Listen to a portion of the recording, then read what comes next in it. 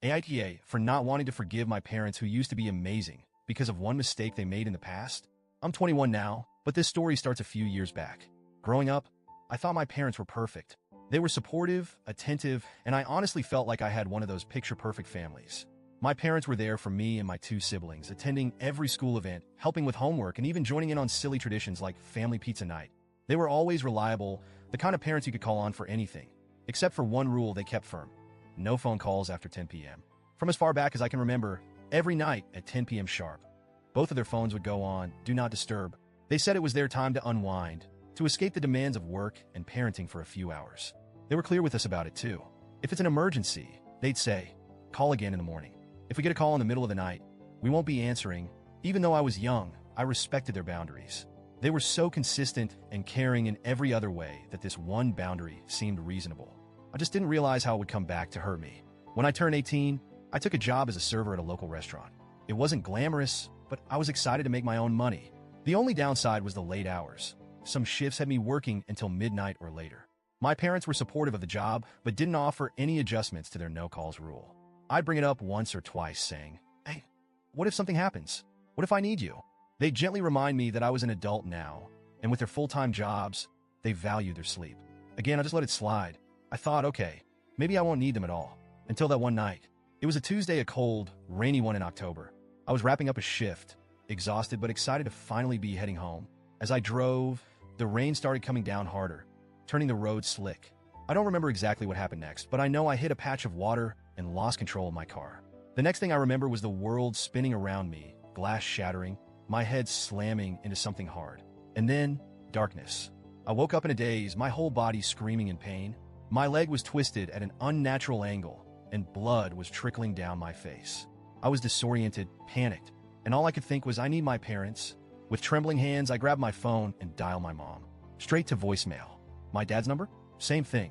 My heart sank as I realized they'd kept their phones on, do not disturb, like every other night. Desperation took over, and I called them over and over, hoping that, just this once, they'd feel something, anything, and pick up.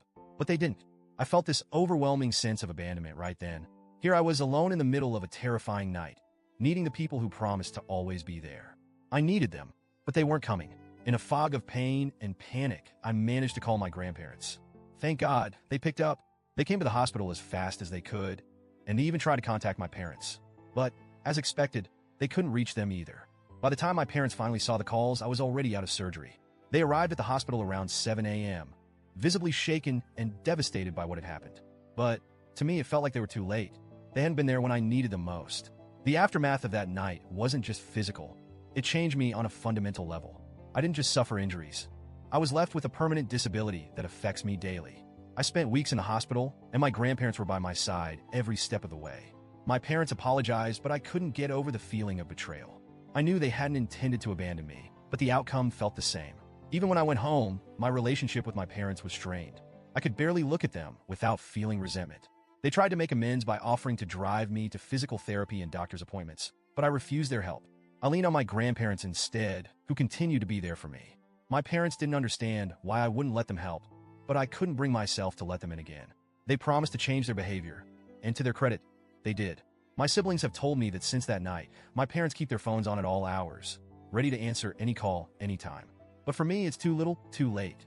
They only changed after it was me who had to suffer because of their stubborn rule. Over time, I grew more independent. I found a job that accommodated my needs, saved up, and finally moved out.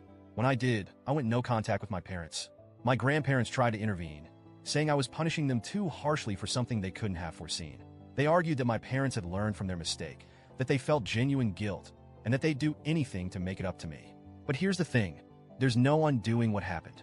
That night is seared into my memory as one of the most traumatic moments of my life. And I went through it alone because they weren't there. It's not something I can easily forgive, even if they've done everything right since then. I know they're sorry, and I know they've changed.